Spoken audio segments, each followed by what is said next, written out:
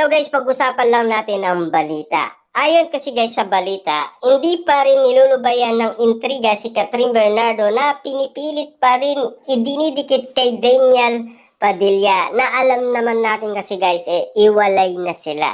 Siyempre guys, meron kasi silang nabalitaan umano sa isang manghuhula, 'di ba? Na hanggang ngayon ay hindi pa rin sila nakaka-move on sa iwalayan. Kasi daw, more than 11 years nga naman kasi.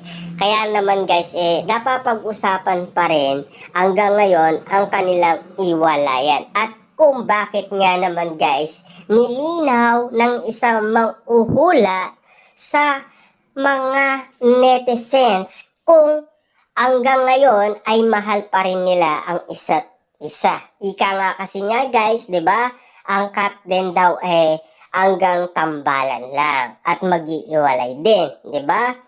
Siyempre guys, ang kapalaran ng tao hindi mo pwedeng diktaan, 'di ba? Kung sakasakali man talaga guys, seryoso sina Catherine Bernardo at Alden Richard, wala tayong magagawa doon sa kanilang pagmamahalan, 'di ba? Siyempre, yun ay tanging ula lamang ng isang manghuhula. Siyempre, ang kapalaran ng isang tao sa isang tao hindi niya kayang resolbahin. Kasi ang pusong nagmamahal nga naman kasi, tulad na lang ni Alden Richard, seryoso siya sa kanyang panliligaw kay Catherine Bernardo. Ayon yan kay Christopher Min. Diba? Siyempre yan talaga wala tayong magagawa. Yan ang social